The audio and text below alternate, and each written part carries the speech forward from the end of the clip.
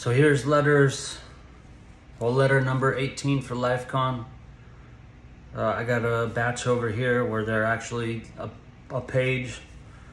So I'll do single posts about these ones, unlike the last ones I've been doing where I do 2 or 3 if they're short. So here's number 18. Dear Ethan, I've decided that because you took time out of your day for my classmates and me, I'd give you some of my time to you. Now, I'll be honest. My life probably isn't going to change because of your speech, but I'm sure many people's will. So far, I have self-control when it comes to drugs and alcohol. I have seen how it has affected people close to me. I guess I took a different meaning from your speech than what was intended. You helped me realize that I shouldn't get worried about little things in my life. I realized no matter how deep I can always go up. Look at you, for example. You went from this terrible situation and turned it into a beneficial one.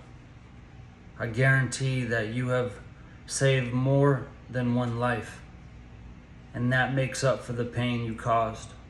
Thank you, Ethan.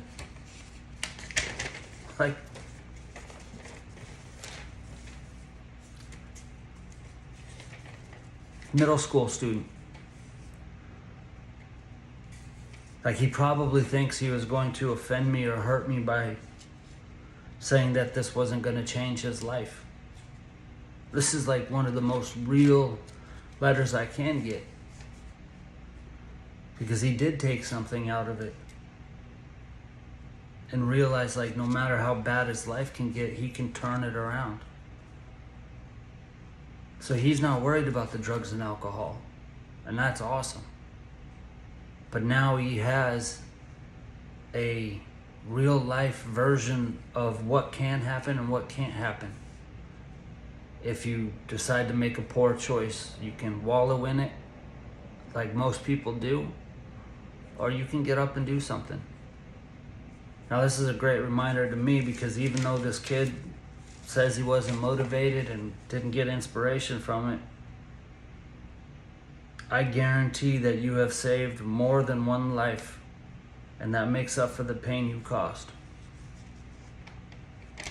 He has no idea how much this means to me, because I know I've saved thousands of lives, not hundreds, thousands. But at times I still forget,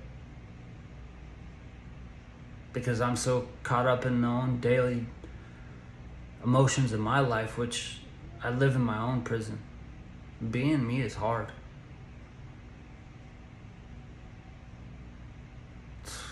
Well, why I'm divorced. My ex-wife couldn't deal with my emotions on a 24-hour basis. I'm a roller coaster. Always have been. That's why my family and I aren't tight. They can't deal with my mood swings. That's why speaking is the perfect job for me. Because I can go to an event and be me for a couple hours, do my job, shake hands, and move about my day. And then I go to the hotel or head home and I'm miserable and sad and angry or honest. I'm happy, I'm joyful. I'm these range of emotions. But when you're next to me and I'm going through that on a daily basis, or during the pandemic when every day sucks and my life is falling apart no matter how hard I work or how hard I try. I saw somebody make a post today on LinkedIn about not getting a paycheck for a couple months of working. And they were like, oh, I'm so tough, I made it through this painful time, and they post about it. Go 4 years without a paycheck. That's what it's been like for me in the speaking world. I guarantee you I've got more testimonials than 95% of these speakers out here that work in the industry that I do. And I guarantee you I'm more impactful and would be voted a better speaker on the stage, but for some reason, I go months without work. So the pandemic, I went almost 2 years without getting a paycheck. I got a couple here and there. But basically, I worked 60, 70 hours a week trying to keep my career going for almost 2.5 years. Hindsight, yes, I could have done something different, but at the time, nobody knew that the pandemic was going to keep going on. And I did a whole speech about, man, this is how you bounce back after the pandemic and all this stuff, and that you can't use an excuse. And here I use it as an excuse, because my life has never been the same. Never been the same. My life has gotten 10 times worse since the pandemic.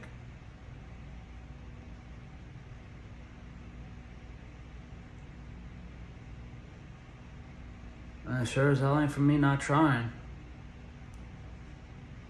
Like, I don't know what to do. I work my tail off.